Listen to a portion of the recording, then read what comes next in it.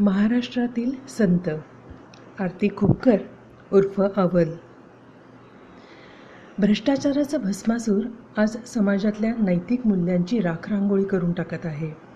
गल्लीपासून दिल्लीपर्यंत लाचलुचपतीने लडबडलेलं असं राजकारण पाहून सामान्य माणसापुढे प्रश्न उपडतो, हे राज आहे की रण? एकीकडे युनोसारख्या जागतिक शांततेचा पुरस्कार करणाऱ्या संस्था निर्माण करणारा माणूस, दुसरीकडे मात्र विविध प्रकारच्या युद्ध साहित्य निर्मितीसाठी पाण्यासारखा पैसा खर्च करतो आहे. या पार्श्वभूमीवरती निष्काम कर्म, विश्वबंधुत्व, मानवता, सहिष्णुता इत्यादींची शिकवण जगाला देणाऱ्या अनेक संतांची आठवण होते. संत या संकल्पनेचा अर्थ सांगून महाराष्ट्रातील संत परंपरेची आणि त्याच्या शिकवणीची माहिती करून देणारा हा लेख महाराष्ट्रातील संत. महाराष्ट्र आणि कर्नाटकमध्ये गेली सुमारे 1000 वर्ष अखंड दैवत असलेला महत्त्वाचा संप्रदाय म्हणजे वारकरी संप्रदाय. आषाढी, कार्तिकी, माघी, चैत्री यापैकी एका तरी वारीला पंढरपूरला जाणारा तो वारकरी. भक्तश्रेष्ठ पुंडलिकांपासून आजपर्यंत या संप्रदायामध्ये अनेक संत होऊन गेले. संत पुंडलिकांपासून ही परंपरा मानली जाते. असे मानतात की पुंडलिकाच्या भक्तीवरती प्रसन्न होऊन पांडुरंग त्याच्या भेटीला आला.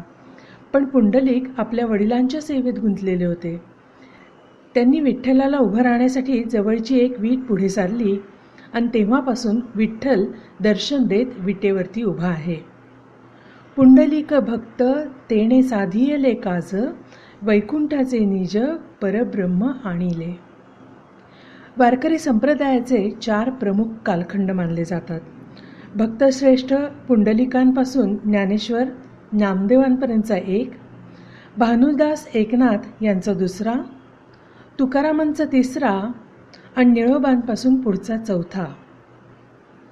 हा मूळचा वैष्णव पंथ, परंतु त्यांनी विष्णूचे विठ्ठल हे रूप आराध्य दैवत मानले. वारकरी संप्रदायातील एक ज्येष्ठ संत म्हणजे गोरा कुंभार. ज्ञानेश्वरही त्यांना काका मानत. तत्कालीन संतांचे ते परीक्षक मानले जात. संत मंडळींच्या डोक्याचा, मडक्याचा, कच्चे पक्केपणा ठरवण्याचा अधिकार गोरा कुंभारांना होता. तेरीढोक गावाचे हे संत विठ्ठल भक्तीमध्ये इतके अकंठ बुडालेले होते की मडक्यासाठीची माती तुडवताना पायाखालच्या मातीत स्वतःचे तान्हे मूल आलेले सुद्धा त्यांना समजले नव्हते असे म्हणतात. महाराष्ट्रापासून पंजाब, उत्तर वायव्य हिंदुस्थानपर्यंत पूज्य मानले जाणारे संत म्हणजे संत नामदेव.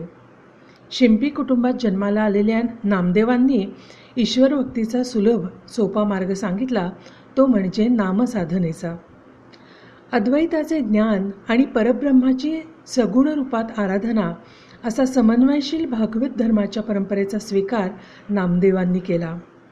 वैष्णव भक्ती हीच सामाजिक सेवेची आणि समाजाच्या उद्बोधनाची प्रभावशाली शक्ती आहे असे त्यांनी मानले.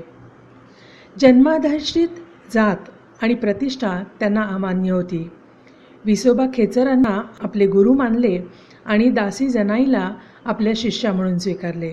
चोखोबांच्या परिवारामागे अडचणींच्या वेळी नामदेव उभे राहिले. पंढरीच्या महाद्वारासमोरील चोखोबांच्या स्मृती मंदिराची उभारणीही नामदेवांनीच केली आणि ज्ञानेश्वरांच्या समाधीचा क्षणही त्यांनीच शब्दबद्ध केला. नामदेवांनी मराठी, हिंदी दोन्ही भाषातून सगुण निर्गुण भक्तीचा पुरस्कार केला. चरित्र, आत्मचरित्र, आख्याने, प्रवासवर्णने, कूटरचना, लोककविता, भावभक्तीपर कविता नामदेवांनी केल्या. सथुकुडी वाणीतही त्यांनी पद्ये रचली. नामदेवांनी निवडक हिंदी गाणी मुखवाणी म्हणून शिखांच्या पवित्र गुरु ग्रंथ साहेबमध्ये समाविष्ट केलेली आहे. पंजाबमध्ये नामदेवांची अनेक मंदिरेही बांधली गेली. ज्ञानेश्वरांबद्दल जेवढे लिहावे तेवढे थोडेच.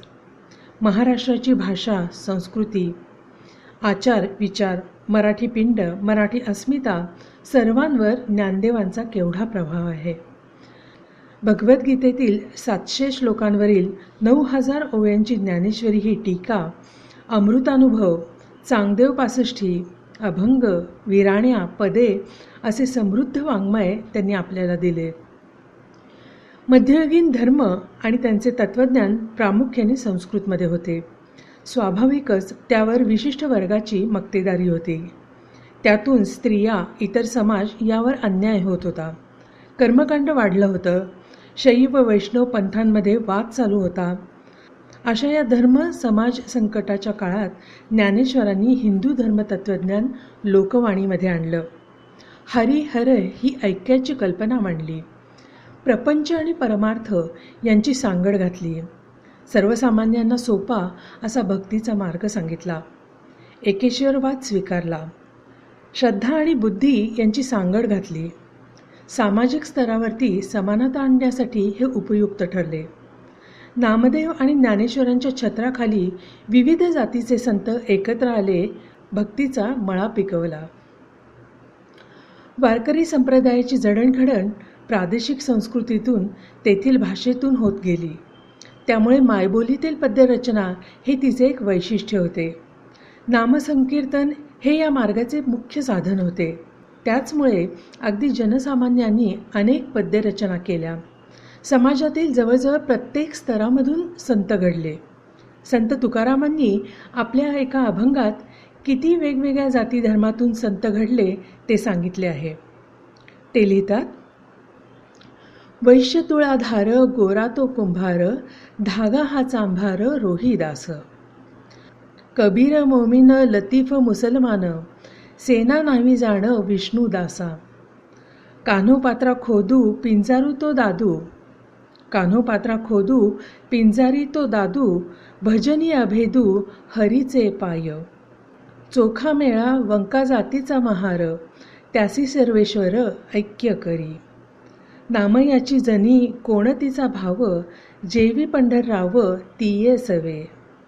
मैराळ जनक कोण कुळ त्याचे, महिमा दयाचे काय सांगू. वारकरी संप्रदायाचे आणखीन एक वैशिष्ट्य म्हणजे त्यात असलेल्या स्त्रियांचा सहभाग. पुन्हा यात केवळ उच्चवर्णीय शिकलेल्या स्त्रिया नाहीत, तर अगदी जनसामान्यातील इतकेच नव्हे तर एका अर्थाने समाजाने ज्यांचे मानाचे स्थान नाकारले अशा स्तरातूनही संत कवयित्री पुढे आल्या. त्यातली एक कान्होपात्रा. मंगळवेढ्यातील एका गणिकेची ही मुलगी. दिसायला अतिशय सुंदर, इतकी की तिच्या सौंदर्याची ख्याती बेदरच्या नवाबापर्यंत पोहोचली.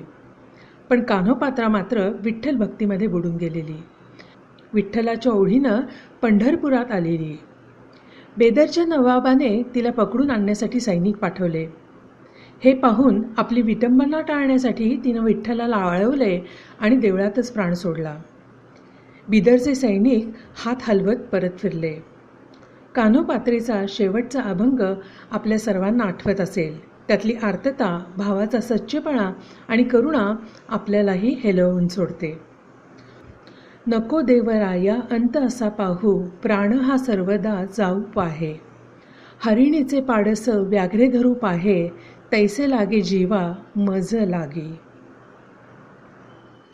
मुक्ताबाई ही तर संतांमधली तत्त्वज्ञान स्पष्ट करणारी, अध्यात्म सांगणारी एक ज्येष्ठ संत, जिने ज्ञानेश्वरांनाही ताटी उघडण्याचा उपदेश केला आणि चांगदेवासारख्या वयोवृद्ध संतांनाही उपदेश केला.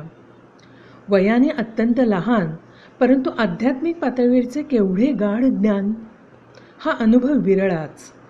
ज्ञानेश्वर आणि मुक्ताबाई दोघांच्याही आयुष्यातील घडामोडी सामान्यांची बुद्धी चकित करून टाकणाऱ्याच ठराव्यात. त्यांचे शारीरिक वय आणि बुद्धीची झेप आपल्याला अचंबित करून टाकते. स्त्रियांमधील आणखीन एक संत स्त्री म्हणजे जनाबाई. जनाबाई नामदेवांची दासी, जिला लहानपणापासून वेडी मानलं गेलं, पण जिच्या अगदी दळणवळणाच्या कामातही पांडुरंग स्वतः तिचा मदतनीस झाला असे तिच्या अभंगातून तिने मानले. संत एकनाथांचा जन्म संत भानुदासांच्या कुळातला. गुरु जनार्दन स्वामींच्या आशीर्वादानंतर त्यांनी पैठणमध्ये काम सुरू केलं. कीर्तन, प्रवचन, लिखाण आणि प्रत्यक्ष कृती यांचा मेळ एकनाथांनी आयुष्यभर घातला.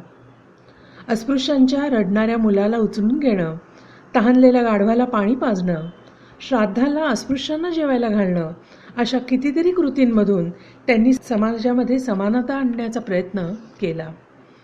आज 400 वर्षानंतरही यातील एखादी कृती करताना अगदी सुधारक समजणारी व्यक्तीही थोडा विचार करायला थपकेल.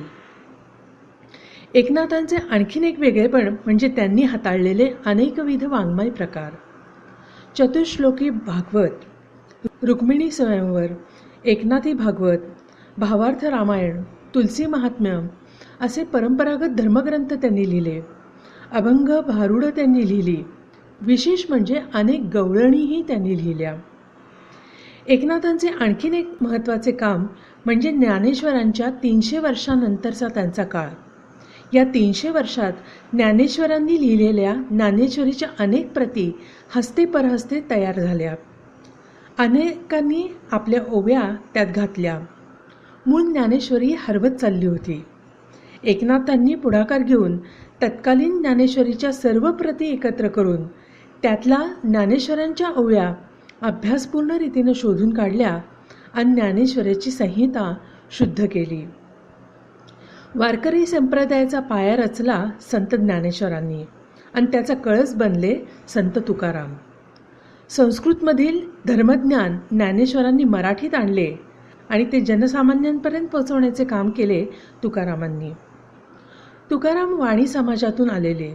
सुरुवातीला असलेली सधनता आणि दुष्काळामुळे आलेली दुरावस्था, अनेक आप्तजनांचे मृत्यू, दुःख, हाल अपेष्टा, दारिद्र्य यांनी तुकारामांचे संवेदनशील मन भरडून निघाले. सर्वसामान्य माणसाचे आयुष्य जगत असताना आपले सर्वसामान्य अनुभव असामान्य लेखणीतून तुकोबांनी मांडले. सर्वसामान्यांना ते आपलेच वाटले, त्यांच्या मनापर्यंत ते भिडले. त्यामुळेच सामान्यांनी तुकारामाचे अभंग चटकन अंगीकारले. तशात तुकारामांचे भजन कीर्तन तत्कालीन पुजारी वर्गाला आपल्यावरील अधिक्षेप वाटू लागला आणि त्यांनी तुकारामांना मंदिरात कीर्तन करायला बंदी केली. तेव्हा तुकारामांनी देवळाबाहेर मुक्तपणे अभंग आळवण्यास सुरुवात केली आणि अवघाची संसार सुखाचा करीनं म्हणत संपूर्ण जगाचा पत्कर घेतला. अर्थातच त्यामुळे तुकारामांचे वाङ्मय, विचार, तत्त्वज्ञान सर्वसामान्यांपर्यंत पोचायला मदतच झाली.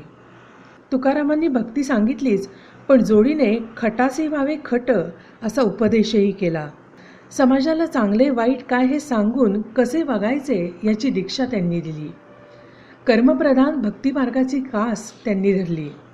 त्यांचे अभंग म्हणजे जीवन आणि काव्य यांचा सुंदर मिलाप आहे.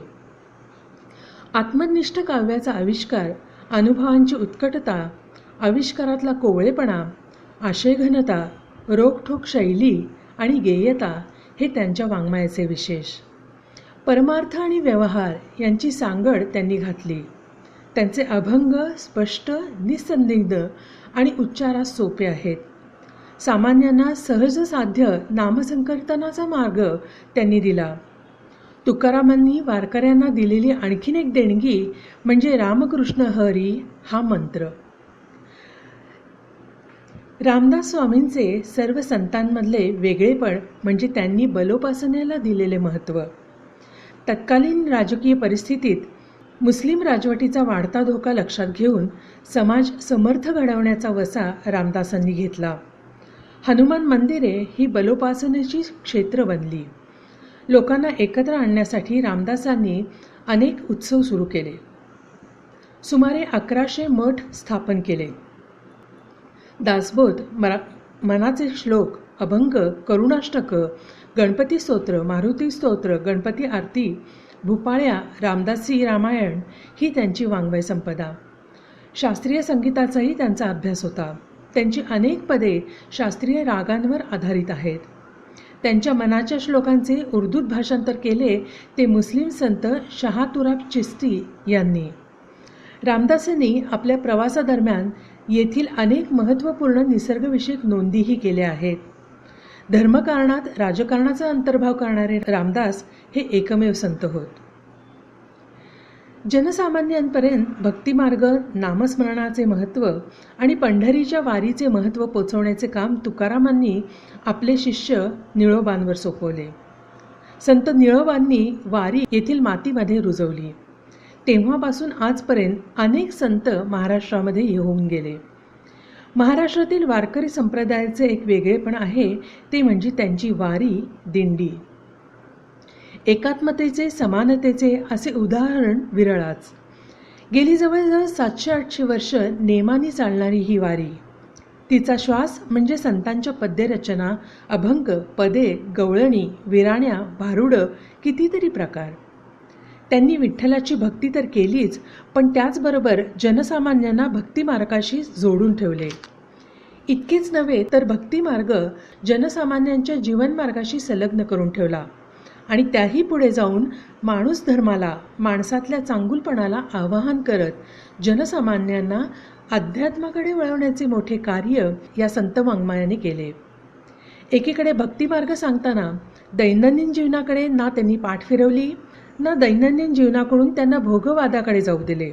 संसार आणि भक्ती या दोहोंचा तोल सांभाळत जनसामान्यांना मुक्तीपर्यंत नेण्याचा अत्यंत सुरेल, सहज सोपा मार्ग संतांनी जनसामान्यांना दिला तो म्हणजे वारीचा, दिंडीचा. श्रीमंत गरीब, लहान थोर, वेगवेगळ्या जाती धर्माचे लोक एकत्र राहतात, एकत्र जेवतात, पंढरपूरला जायला निघतात. संपूर्ण प्रवासात नामस्मरण आणि भक्ती यांचा कल्लोळ करतात.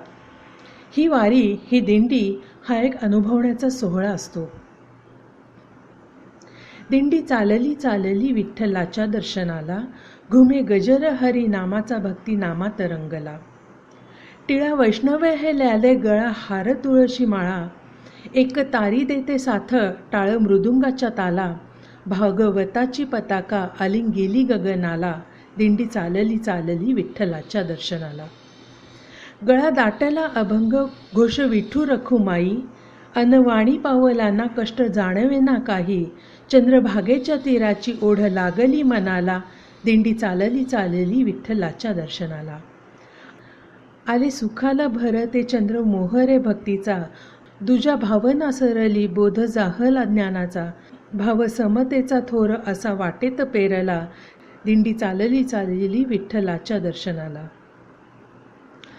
महाराष्ट्राप्रमाणेच इतरही प्रांतांमध्ये वेळोवेळी संत होऊन गेले. कर्नाटकामध्ये पुरंदरदास, गुजरातमध्ये नरसिंह मेहता, बंगालमध्ये चैतन्य महाप्रभू, रामकृष्ण, उत्तर प्रदेशामध्ये कबीर, तुलसीदास, राजस्थानामध्ये मीराबाई, मध्य प्रदेशामध्ये सूरदास, दिल्लीमध्ये निजामुद्दीन, सलीम चिश्ती, तामिळनाडूमध्ये तिरुवल्लुवर असे कितीतरी संत आपल्याला लाभले. वेगवेगळा काळ, वेगवेगळा प्रदेश, पण प्रत्येकाच्या उपदेशामध्ये मात्र आपल्याला सारखेपणाच आढळतो. प्रेम, दया, भक्ती, समानता यांचा धागा सर्व संत विणत आहेत हे आपल्याला जाणवेल. संत हे ना कोणत्या सामाजिक स्तरावर अवलंबून होते, ना आर्थिक परिस्थितीवर, ना जाती धर्मावर, ना स्त्री पुरुषत्वावर, ना विशिष्ट काळावर. वेगवेगळ्या जातीतून संत घडले. पुरुष संत झाले, स्त्री संत झाल्या. हिंदू, मुसलमान, सुफी, पारशी, ख्रिश्चन सर्वच धर्मांमध्ये संत झाले आणि वेगवेगळ्या काळांमध्ये झाले. अर्थात फक्त अध्यात्म सांगणारे ते संत नव्हते. प्रत्यक्षात जे जनसामान्यांसाठी झटतात, सेवा, भक्ती, लोककल्याण यापुढे ज्यांना स्वत्व राहत नाही ते संत. ज्यांनी स्वसुखापेक्षा परसुख महत्त्वाचे मानले आणि परसुखासाठी आपले भान हरपले ते संत. भक्तिपोटी ज्यांनी स्वतःचे भान हरपले ते संत. संत ही केवळ एक व्यक्ती नसते, तर ती वृत्ती असते, प्रवृत्ती असते. भक्ती, प्रेम, समता, शांती, दया, क्षमा, करुणा, सेवा, लोककल्याण या सर्वाचा अंतर्भाव असल्याशिवाय संतत्व प्राप्त होत नाही. स्वतःच्या परे किंबहुना स्वतःपेक्षाही इतरांच्या भल्यासाठी झटणे ही फार मोठी अवघड गोष्ट आहे. आपल्या सुखदुःखांपेक्षा जनसामान्यांच्या सुखदुःखाचा विचार संतांनी केला. क्लिष्ट धर्मतत्वज्ञान देताना बुद्धीशी जटापट करण्यापेक्षा हृदयाला हात घालून माणसातले माणूसपण जागवण्याचा प्रयत्न संतांनी केला. थकल्या भागल्या जीवाचे रंजन करता करता त्याला आत्मज्ञानाच्या अनुभूतीत बदलले. आज जगामध्ये आपल्याला अनेक वाईट घटना घडताना दिसत आहेत. माणसाचा माणुसकीवरचा विश्वास उडू पाहतो आहे. पण जगामध्ये जसे वाईट आहे तसे चांगलेही आहे. अनेक आधुनिक संत, अनेक सामाजिक संस्था, समाज कल्याणासाठी झटणारे सज्जन आज जगात आहेत. गेल्या सहस्त्रकामध्ये जे कार्य संतांनी केले ते कार्य आजही त्यांच्या वाङ्मयामधून आपल्यासमोर येते आहे. संतांनी दिलेला प्रेमाचा, सद्भावनेचा संदेश, लोककल्याणाचा वसा आज आपणही घेऊ आणि पुढे चालवू हा वसा. धन्यवाद.